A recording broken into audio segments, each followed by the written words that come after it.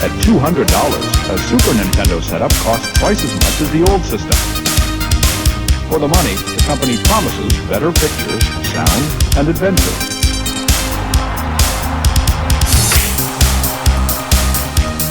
Now you're playing with power, superpower. You're the king, I tell you! The king! Only for Super NES. Only on Super NES.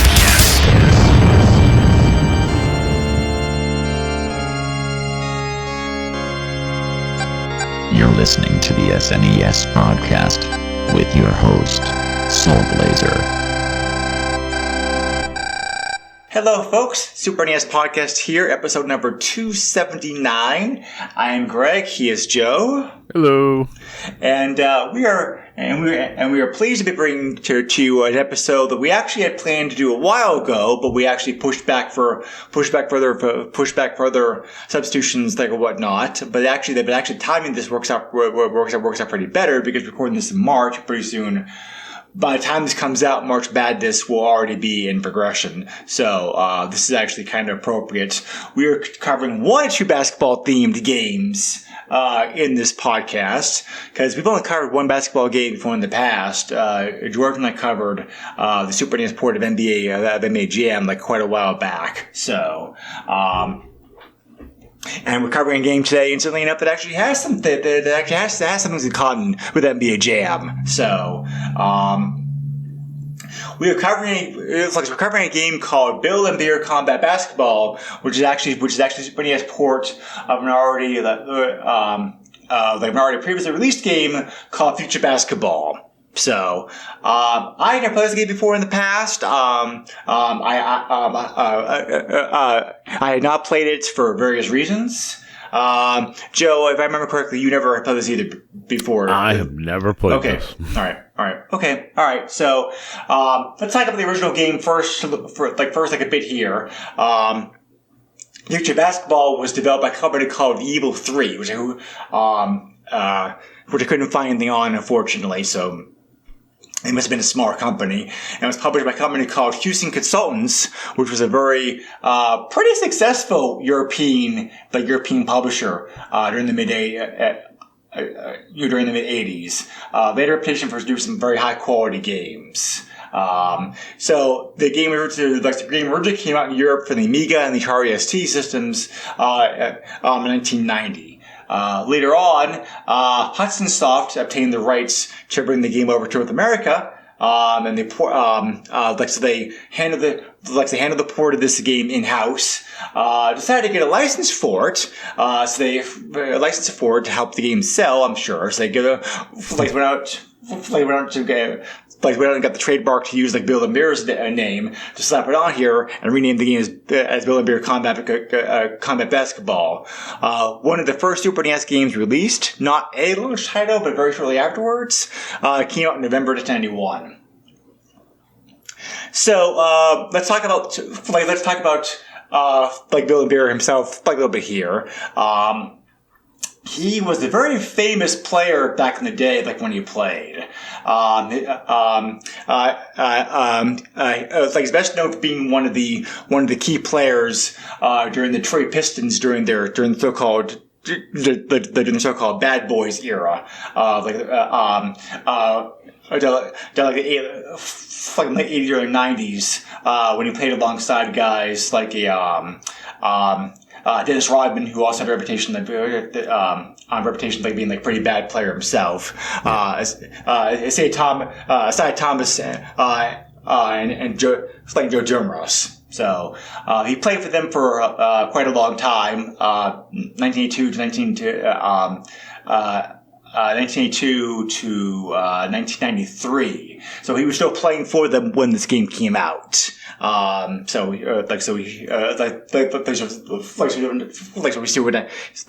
still an active player. After retired in 1993, he went on to coach several teams like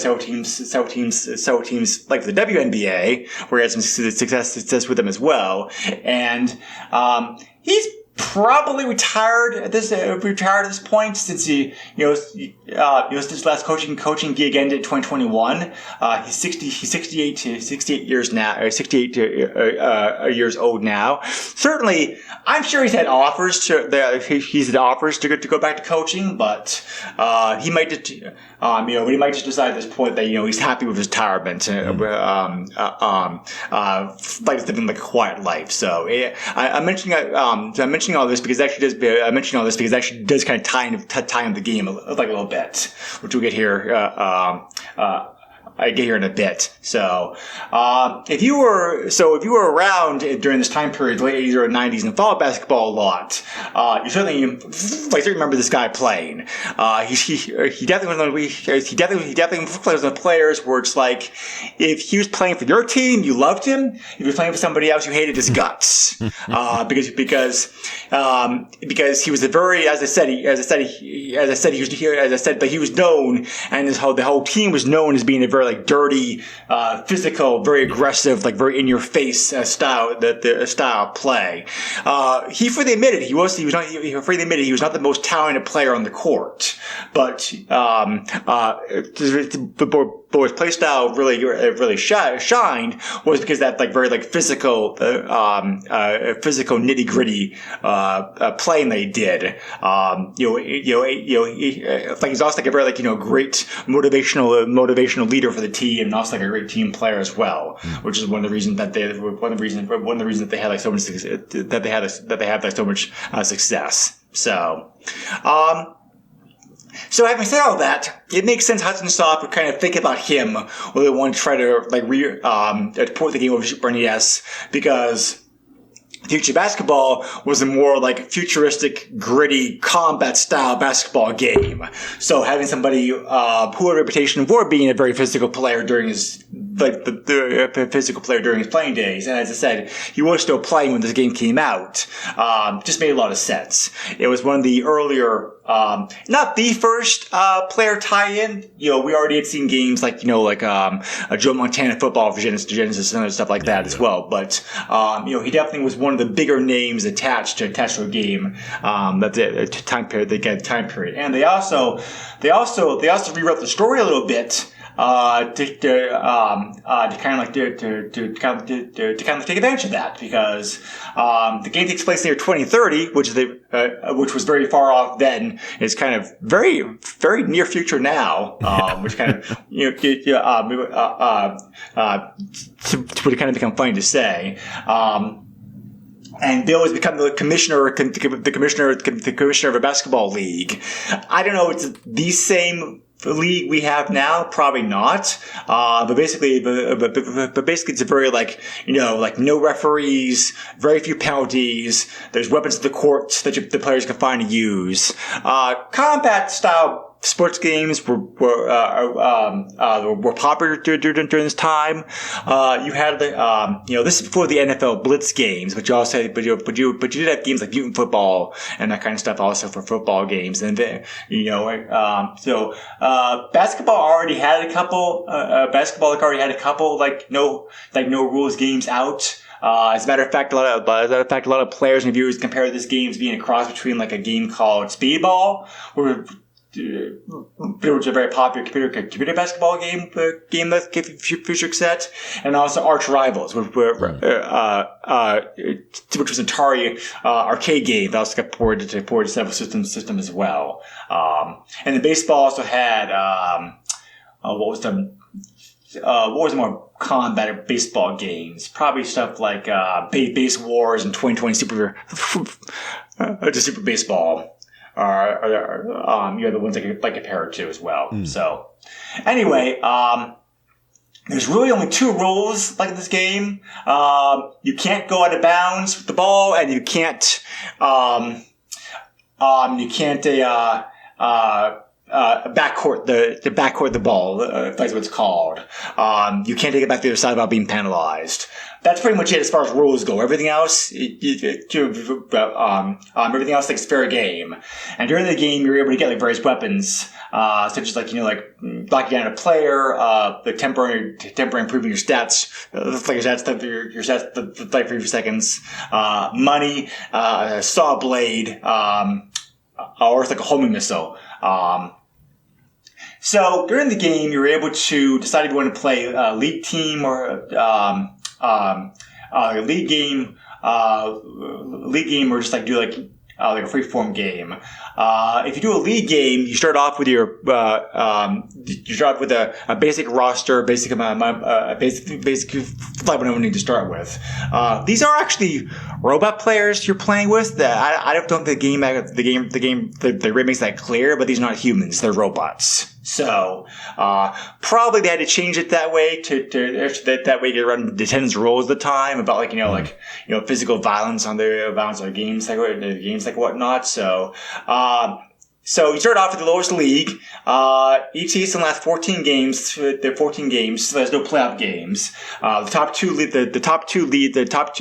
teams in each league after the season ends advance the league above. The bottom two teams like a bump down to the league below. Pretty simple. Ties are broken by beginning season standards. So you start off in third division, and your your goal is to work your way up the Super League. As you advance the game, you can also earn money to buy better players.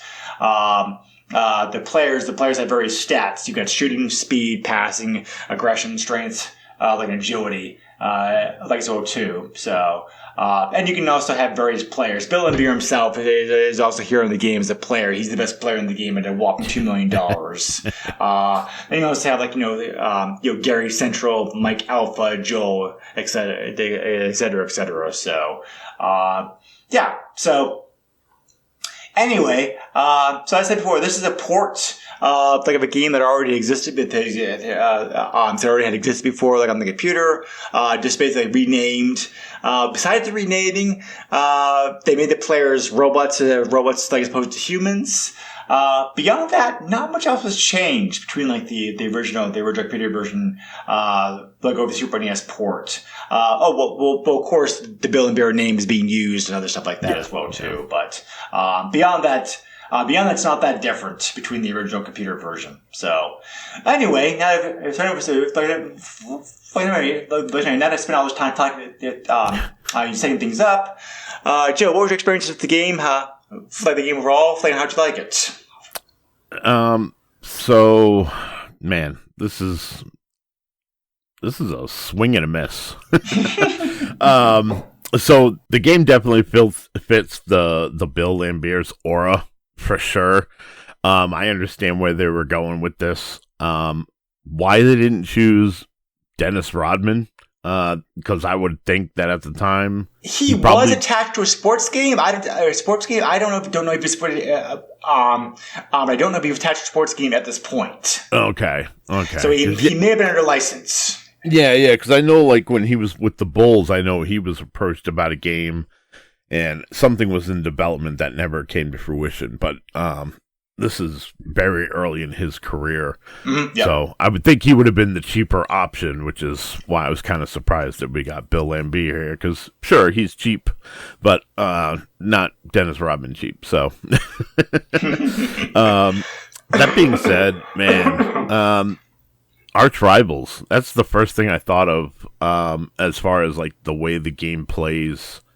It feels very random. So they chose a top-down view, which, I understand, as far as sprite animation and stuff, it makes sense.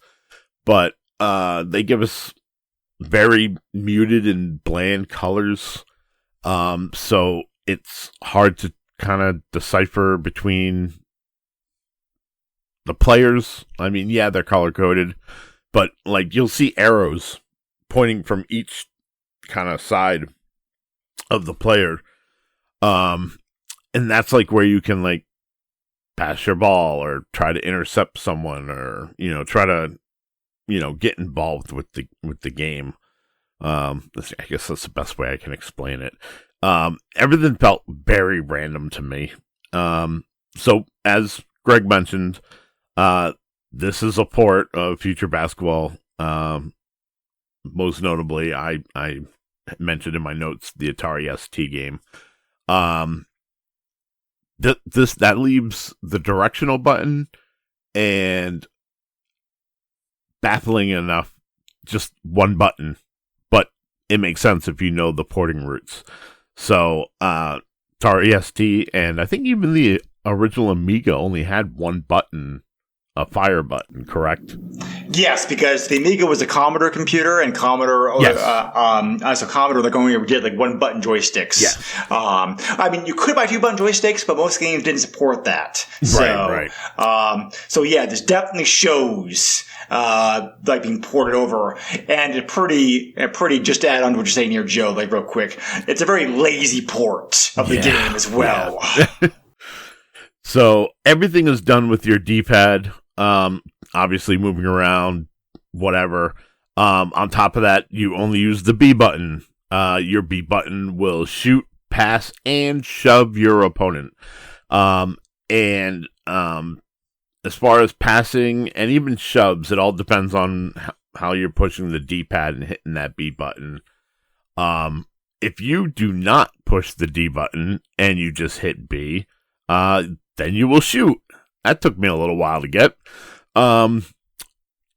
Yeah, I eventually consulted the instruction manual, just because I really felt like everything was really random, and I wasn't getting anywhere. The computer will shove you like crazy, but plus side is you can shove just as much, and the computer is not as easily able to recover as a human player would. So there is a rhythm you can get into where you can just shove the opponent, get the ball, shoot it in, and you're good to go. And you can quite convincingly overwhelm your opponent. Outside of that, I mean, there's pickups on the court.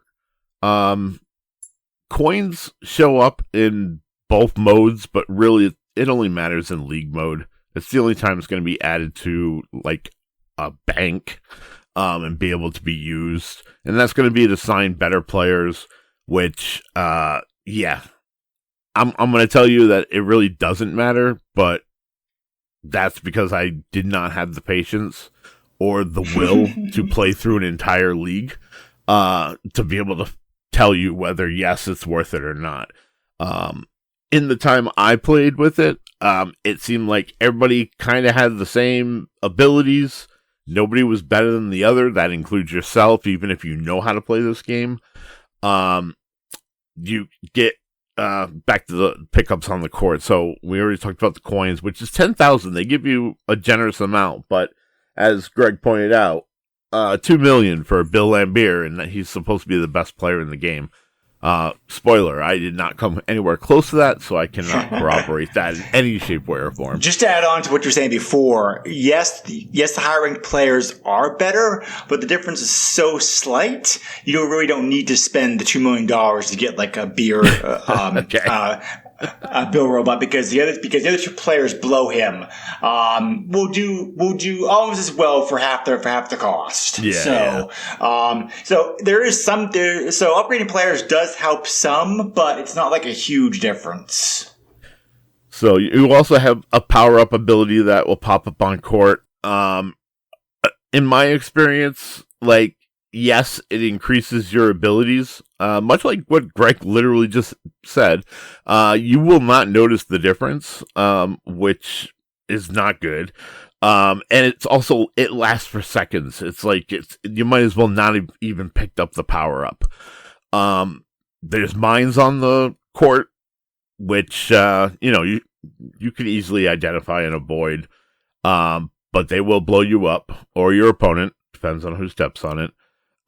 Saw blades, which they move at like a weird arc towards your opponent, and it'll freeze them for a second. And again, like the power up, the seconds that it gives you kind of pointless, in my opinion. It's like it doesn't even matter. And then there's homing missiles, which I found to be super sparingly dropped on the court. I think in 10 games, I think I might have come across it twice. It just felt like homing missiles were not a thing.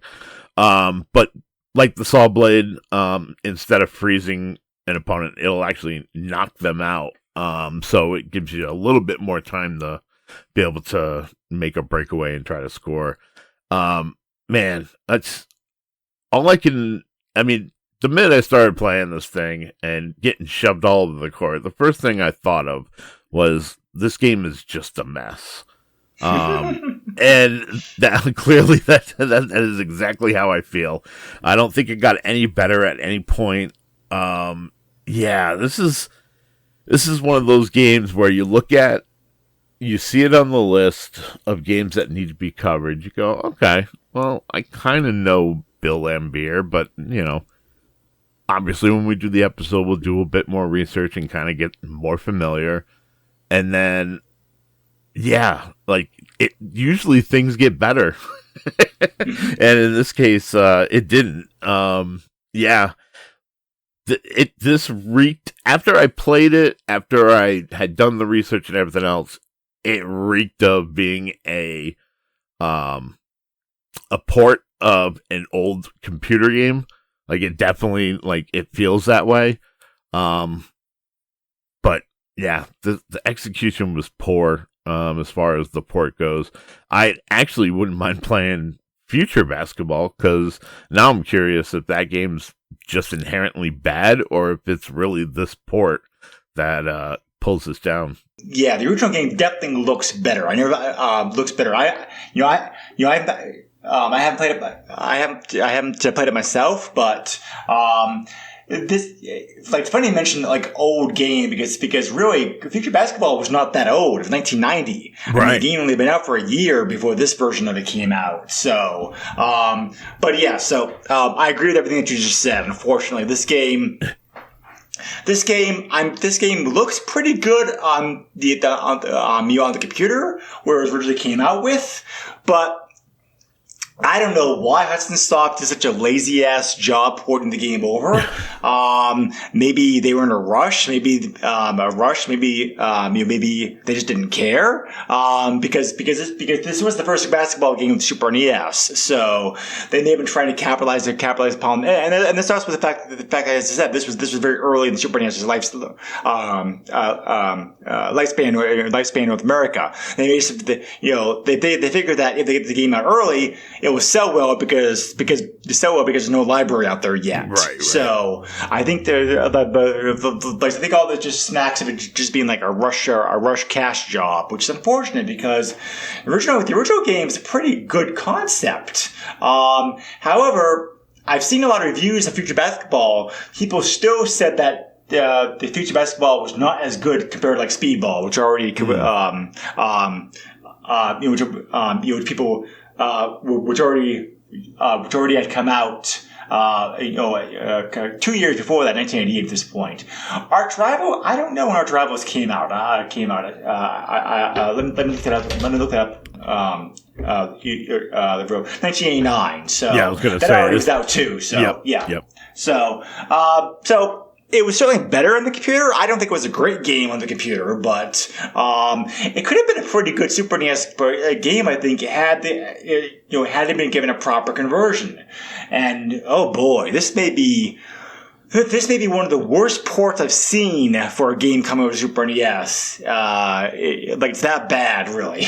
Yeah. You already mentioned the major points. I'll just add on to them. First of all, the controls. There's no excuse not to use all the buttons on the controller for a system that has all these buttons. Instead of they're just trying to keep it with like one button in the D-pad like the original computer version had. If anything screams lazy port, that takes the cake. Yeah. As far as and that makes the controls very hard to play with and use because of that. the top-down perspective, I get why they did that because I said, the Atari and Amiga ST had good graphics, but they were the graphics which were about which were on par with Super NES. But it was definitely easier for a computer game to have the game top-down. So I understand having the game ported over that way. But man, that's like you can't tell the difference. The players. There's no difference between the players. So like so you can tell them apart. They don't look good to begin with. The basketball court looks to be okay, but they're okay, but just they're very like plain, futuristic, inspired, like design was like the lines. That's it. It's like it's still kind of like the graphics themselves are fine, but they are fine, but it's just like are fine, but something fancy. It's like Super NES certainly so they could do better on this. They could have at least spiced it up a little bit as far as the Super NES port. Had come over. So, the AI is pretty bad. Like very, both for your own teammates who are next to useless. And also the computer. I'm not sure if you saw this, Joe, but every now and then computer players would just like freeze in the middle of the game for like no reason for several seconds. Yeah. So, once you get good players, it's very hard to lose the game because of all that. As a matter of fact, some people who do enjoy this game, because there are people who enjoy the game, will purposely try to make the game harder by just using like bottom tier players the whole way through to make it to you try to add a little bit of a challenge to it. Because of that. So, the top-down perspective also makes it very hard to hide the ball. So that also makes it very difficult to make passing and shooting. Is also really adversely affected because of that.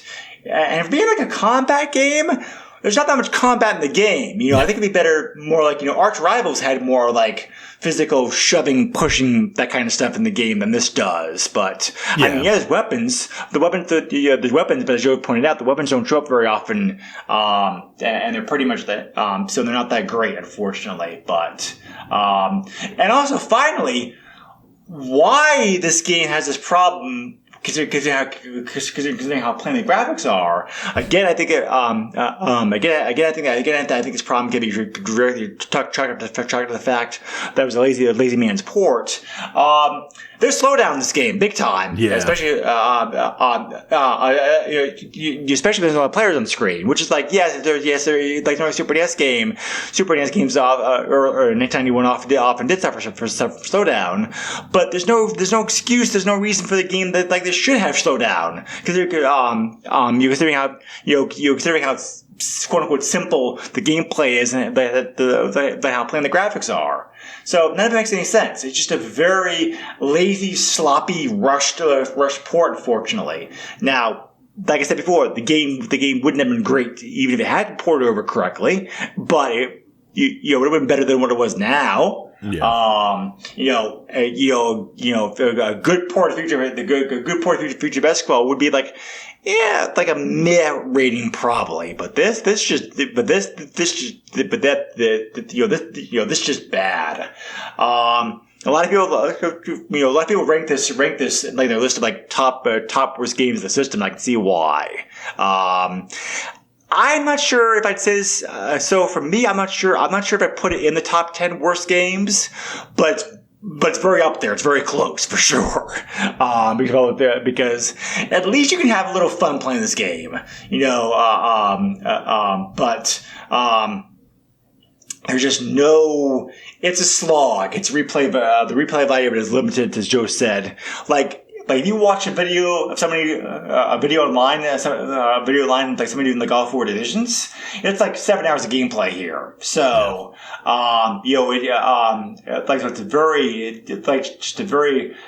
has a battery back save feature, which one of the first.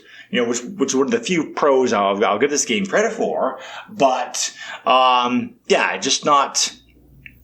Replay value of this game is unfortunately very limited, so just not it's just not a good game from top to bottom, unfortunately. Yeah. It's like it's just just a very lazy port for whatever reason. Yeah, and I think you're being way too generous. We've played some pretty bad games. Man, we dedicated an entire episode to it.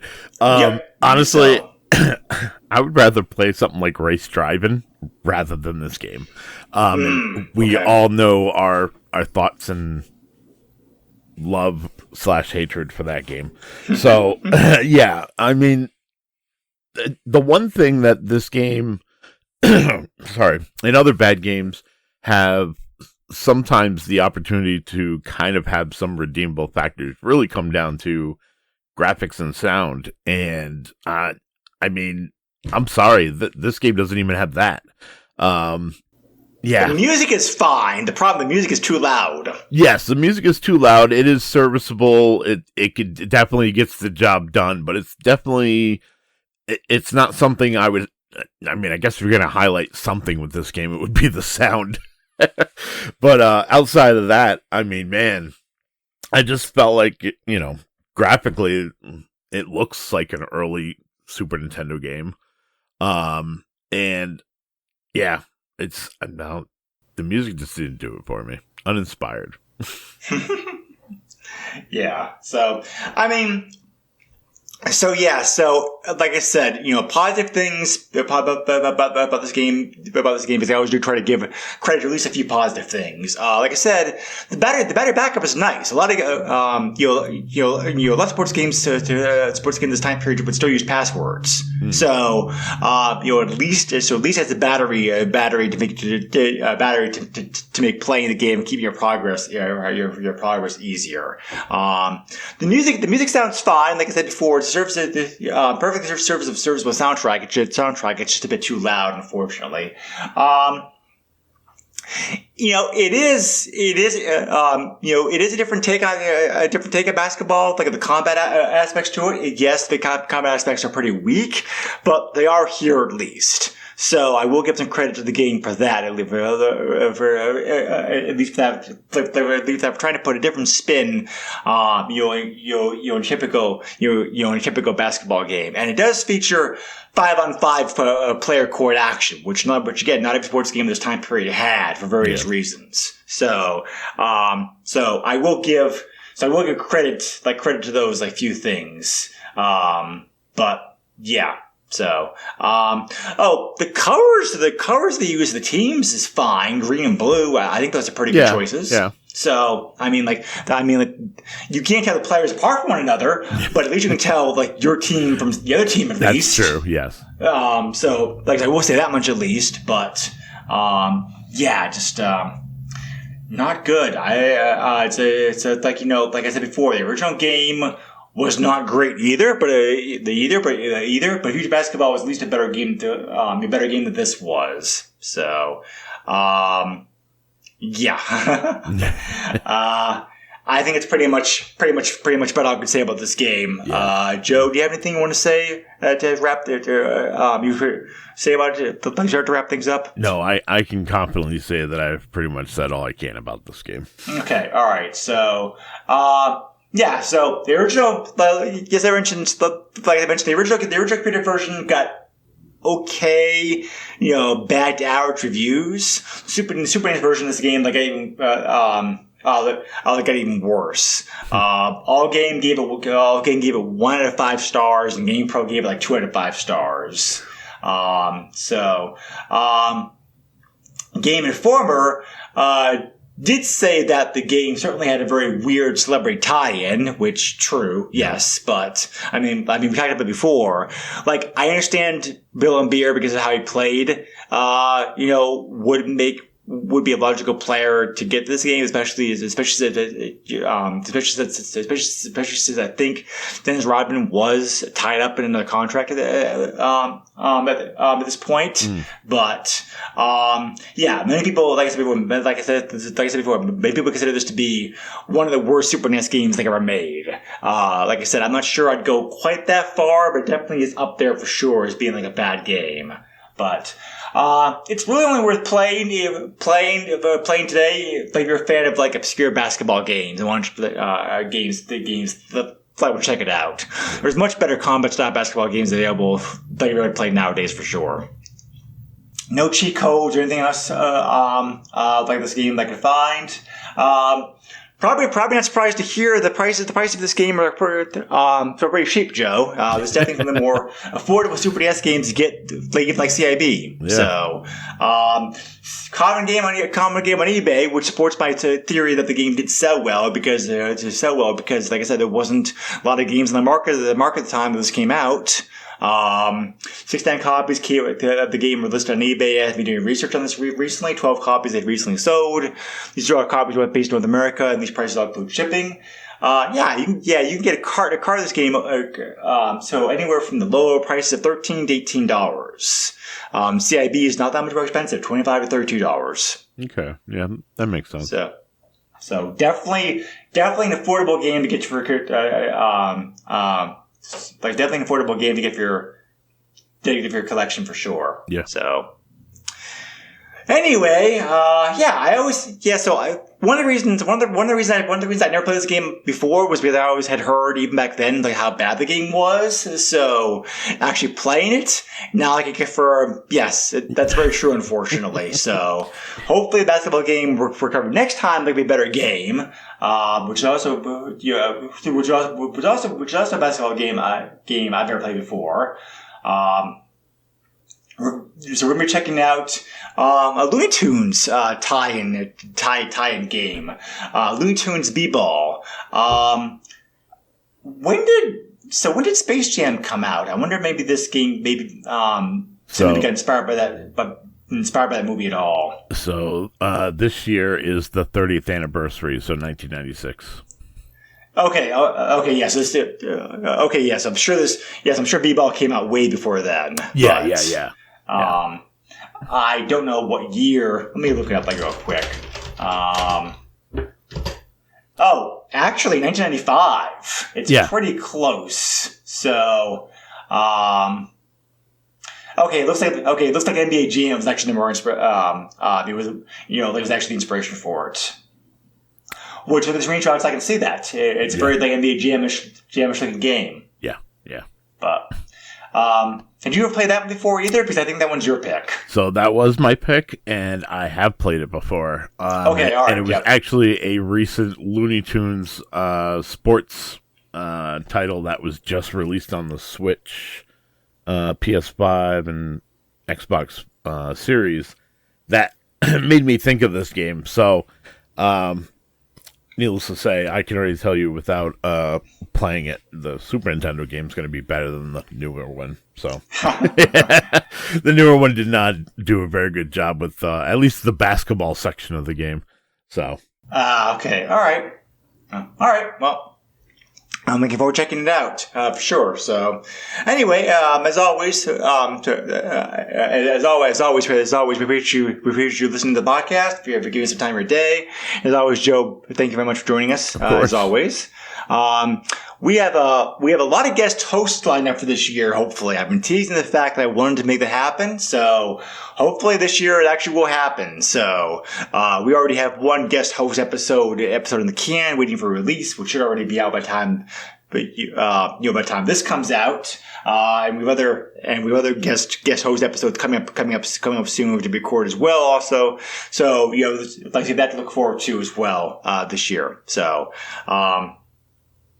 Any questions, comments, feedback, etc. can be left for us on the Facebook page, or you can also send me an email directly to the SNES podcast at yahoo.com. Joe, how about yourself? You can find me on Twitter at JOESUX30. Also, I have a very public Facebook that is not family friendly. So, proceed with caution. Outside of that, that's pretty much it with me. Alrighty, sounds good. So, as always, appreciate you listening to the podcast, everybody. We'll catch you again next time. Stay safe, everyone, and be well. Later. Bye. Nintendo controls 80% of the video market. But no matter how you play the game, or which game you play, things definitely have come a long way since Pac-Man. Now you're playing with power. Steampunk.